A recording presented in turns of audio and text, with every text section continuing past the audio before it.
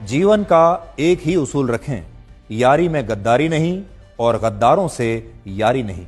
हमेशा याद रखें, सफलता तभी मिलती है जब आपके सपने आपके डर से बड़े हो जाते हैं।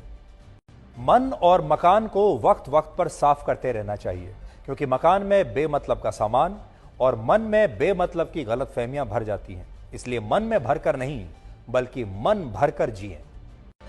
हमेशा लोगों के दिलों में सेव रहिए, क्योंकि अगर आप मोबाइल फोन की गैलरी में सेव रहेंगे तो कभी भी डिलीट हो सकते हैं। शतरंज में वजीर और जिंदगी में जमीर अगर मर जाएं तो समझिए खेल खत्म। ये कलयुग है। यहां माता पिता जानते हैं कि वो रह तो रहे हैं अपने बच्चों के घर में, लेकिन वैसे नहीं जैसे बच्चे रहते थे उनके घर में। अजीब सौदागर है ये वक्त भी। जवानी का लालच देकर बचपन ले जाता है और अमीरी का लालच देकर जवानी ले जाता है। जीवन में अच्छी यादों का अचार डालिए जो दिल के मर्तबान में सालों साल रखा रहे, और बुरी यादों की चटनी बनाइए ताकि वो 2 दिन में ही खत्म हो जाए। जिंदगी और चाय एक जैसी होती हैं, जैसे ही मजा आने लगता है तब खत्म हो जाती हैं।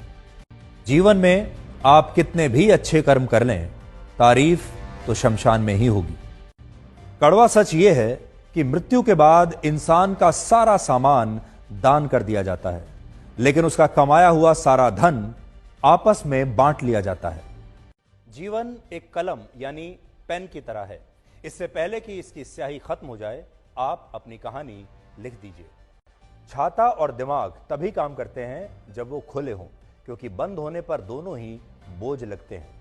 शिक्षा एक ऐसा वृक्ष है जो दिल में उगता है, दिमाग में पलता है और जुबान से फल देता है।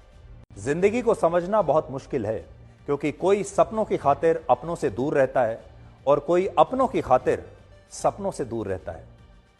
कितनी अजीब बात है, आंखें तालाब नहीं फिर भी भर आती हैं, दिल कांच नहीं फिर भी टूट जाता है, और इंसान मौसम नहीं फिर भी बदल जाता है।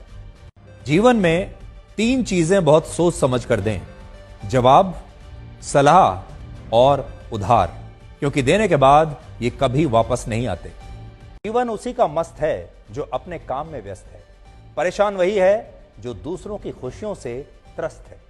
कभी पछतावा ना करें, क्योंकि अगर बीता हुआ समय अच्छा था तो वो यादगार है, और अगर बीता हुआ समय खराब था तो वो एक अनुभव है।